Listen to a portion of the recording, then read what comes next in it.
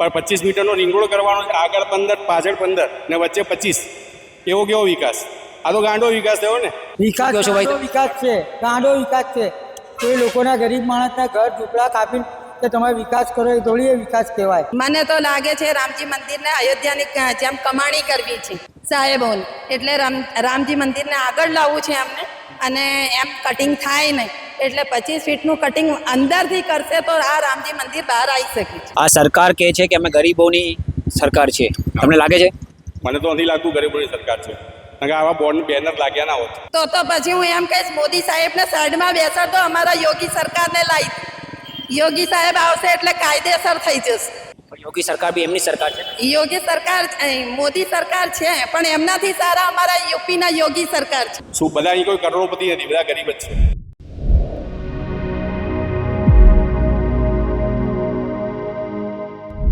નમસ્કાર, ગુજરાત પ્લસની ટીમ આજે રાયપુર દરવાજાથી કાંકરિયા જવાનો રોડ જે છે ત્યાં ઉપસ્થિત છે. મારી પાછળ એક ફ્લેક્સ લાગેલો છે, એમાં લખેલું છે અમારી, હું સહયોગીને કહીશ કે દ્રશ્યો બતાવે, અમારી 41 મિલકતોની રોજી રોટી છીનવાઈ, રોડ મોટો કરવાનો નથી.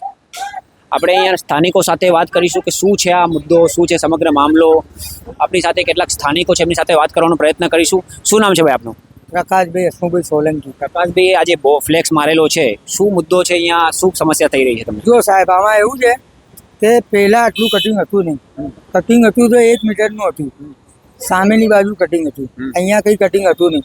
આ મંદિર મેન લાવવાના બાદ કારણે અમને બધાને ગરીબ માણસને હેરાન કરવાનો પ્રયાસ છે. આ બધી ત્રીજી પેઢી છે આપણી દુકાનની. મારા દાદા વખતેની દુકાન છે.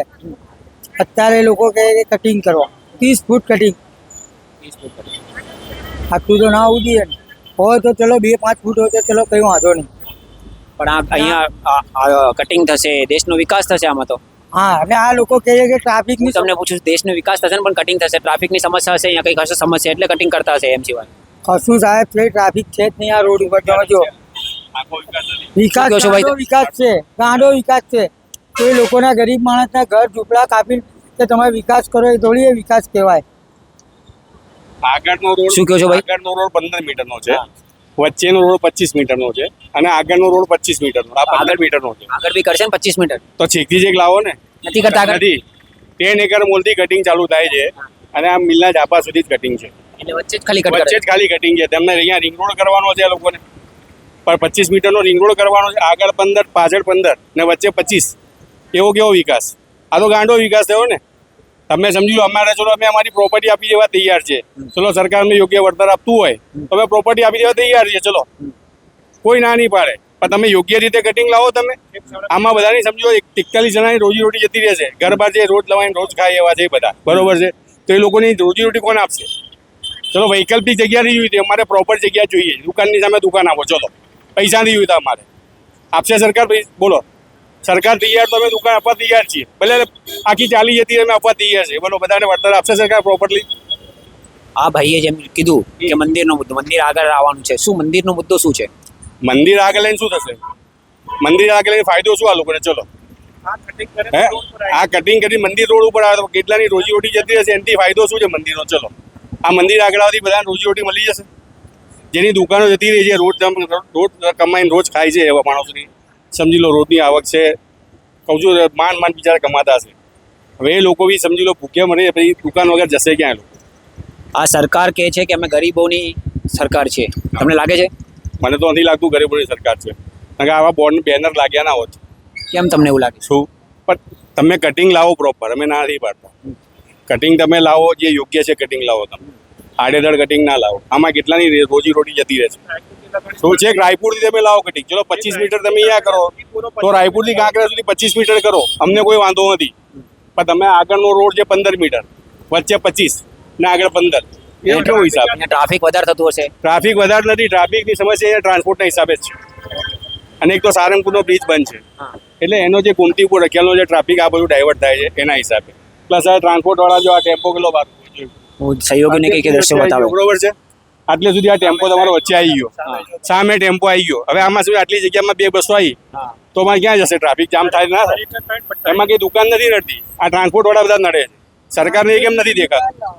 કેટલાક આપણે અહીંયા તમારા મિત્રો તેમની જોડે વાત કરી સ્થાનિકો જોડે એમનું કેવું એવું છે કે સામે 4.5 મીટરનું કટિંગ હતું, અહીંયા 1 મીટરનું કટિંગ છે. 10 વર્ષ પહેલા લગભગ કટિંગ આપ્યું 20 વર્ષ પહેલા. હતું, 20 વર્ષ પહેલા કટિંગ આપ્યું છે, છતાંય હજી સુધી કટિંગ થયું નહીં. શું કેવું? એ જ કેવું છે કે અમે આટલું પહેલા તમે વાયદો કર્યો કટિંગ અહીંયા છે તો તમે એ કરો ને પહેલા, પછી આ કટિંગ કેમ સીધું અહીંયા આવી ગયું? આ સમજી લો ત્યાં આ આર્ય સમાજ મંદિર છે, કબીર મંદિર છે, એના હિસાબે સમજી લો કટિંગ ત્યાંથી કટિંગ આ બાજુ આવી ગયું. અને કટિંગ પણ એવું છે, લગભગ મેં ભાઈએ બતાવ્યું કે સી ટાઈપનું કટિંગ છે. સી ટાઈપનું કટિંગ છે. કટિંગ સીધે સીધું હોવું જોઈએ. આ તો સમજો આમ રાઉન્ડ ટાઈપનું કટિંગ છે. ત્યાંથી રેન એકર સુધી આમ રાઉન્ડ નીકળે એટલે અમારી દુકાન બધી જતી રહે અને અહીંયાથી સીધું બહાર આવે. તો આ વળી ક્યાંની આ કટિંગ છે પણ કટિંગ તમે સીધી સીધું લાવો ને. અને સરકાર એમ કે વૈકલ્પિક વ્યવસ્થા જે કહે છે બરોબર, એ નથી જોઈતી. અમારે તો પ્રોપર વ્યવસ્થા જોઈએ. શું બધા અહીં કોઈ કરોડોપતિ નથી, બધા ગરીબ જ છે. આ બાબતે તમે કોઈને રજૂઆત કરી? તમારા સ્થાનિક અમે ધારાસભ્ય તો અમે બધે જઈ આવ્યા છે. મ્યુનિસિપાલિટી કોઠામાં કમિશનરે બી મળ્યા છે, કોઈએ સરખો જવાબ નથી આપ્યો. બધાએ રૂટલી જ વાત કરી આપણી જોડે. કેમ રોડલી વાત કરી? મત આપીને તમે જ પહોંચાડ્યો છે. હા, અમે સમજો ચૂંટણીમાં જીતાડ્યા છે ભાજપને, બરોબર છે, તો તમે એનો બદલો અમને આવો આપો. તમે મત ભાજપને આપો, હા, છતાંય તમારી જોડે આવું થયું. હા, એ જ અમારી સાથે આવું કરે શું કરવાનું? હા, હવે જે પેલા રમ્ય ભટ્ટ કરીને છે કે ગમે વોટ એવર ગમે હોય મ્યુનિસિપાલિટીના કમિશનર, અમે ગયા હતા બધા 10 જણા ગયા હતા જોડે. એને અમને બહાર બેસાડ્યા કે કોર્પોરેટરની મિટિંગ કરી ડાયરેક્ટ 10 મિનિટ પછી કે તમારે કેસ કરો તો કરી દે. તમે અમને સાંભળો તો કરી. તમે ડાયરેક્ટ સીધે સીધું કેવું કેસ કરી નાખો, એ વસ્તુ એ વ્યાજબી થોડી કહેવાય. તમે અહીંયા ટેક્સ એવું કંઈ ભરતા હતા? Light bill, electricity bill? બધું ભરીએ છીએ. લાઇટ અમારા નામે આવે છે. અમારી દુકાન છે અહીંયા આજ 75 વર્ષ સુધી દુકાન છે. કેટલી? અમારી ત્રીજી પેઢી છે. મારા દાદા, મારા પપ્પા અને હું આજ 75 વર્ષ જૂના ભાડવા છીએ. અમે ક્યાં છીએ? જેટલા વર્ષોથી અમે કામ ધંધો કરીએ છીએ બરોબર, એ જતું રહેશે તો અમારે શું કરવાનું? મારો એક હજી સવાલ છે, જો તમારી માંગણીઓ સ્વીકારવામાં નહીં આવે અને આ દુકાનો કટિંગ થઈ જશે, તમે શું કરશો આગળના દિવસો? એ જ કરીશું. કઈ બીજું કંઈક હવે આ લોકોએ જે જેનજી જેવું કર્યું દિલ્હીમાં એવું કરવું પડશે અમારે. એના સિવાય છૂટકો શું છે અમારી પાસે? આપણે બીજા મહિલા ઉપસ્થિત છે, એમની પાસે પણ વાત કરીશું. શું નામ છે બેન? મારું નામ રાજેશ્રી છે. અહીંયા ગેરકાયદેસર કટિંગ કરી રહ્યા છે અને મારા પપ્પા જ્યારે જીવતા હતા ત્યારથી કમિશનર સાહેબ જોડે બેસતા હતા ત્યારે એમણે એમ કીધું હતું કે સામેની સાઈડમાં 1.5 ફૂટનું કટિંગ છે. પાંડેજી તમારી દુકાન રોડ પર આવી જશે. અહીંયા કટિંગ છે. અહીંયા વર્ષો જૂનું અમારી સામેની સાઈડમાં બી દુકાનો હતી ત્યારે તો સામે કટિંગ હતું. અત્યારે સામે કેમ નથી કરી રહ્યા ને અહીંયા કરી રહ્યા?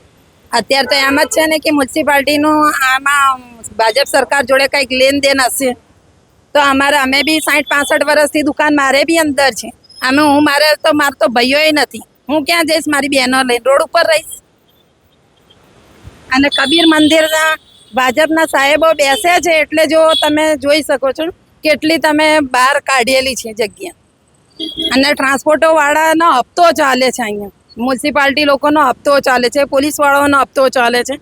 એટલે રોડ ઉપર જો તમે જોઈ બી શકો છો કેટલી હપ્તાઓ. એટલે બેન કેવી રીતે હપ્તા? અહીંયા તો બધું એવું કંઈ ચાલતું જ નથી. હા, રાત્રે તમે આવીને જો.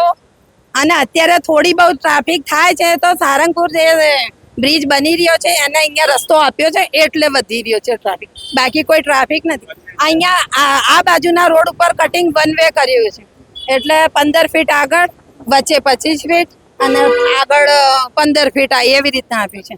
અને સામેની સાઈડમાં તો વધારે છે, ત્યાં કેમ નથી કરી રહ્યા? શું કારણો છે કે તમને શું લાગે?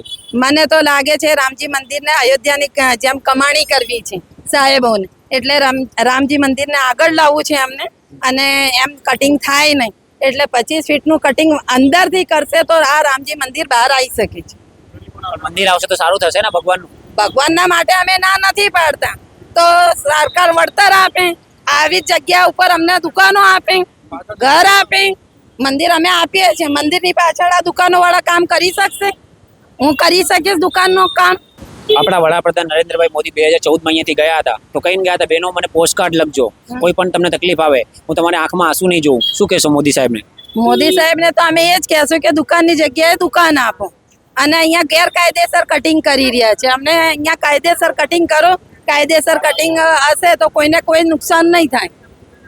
કેમ કે અહીંયા વધારે કરીને નોનસ્ટોપ સામેની સાઈડમાં ટ્રાન્સપોર્ટો છે એટલે એ લોકોનો ભાડાની આવક ચાલુ છે.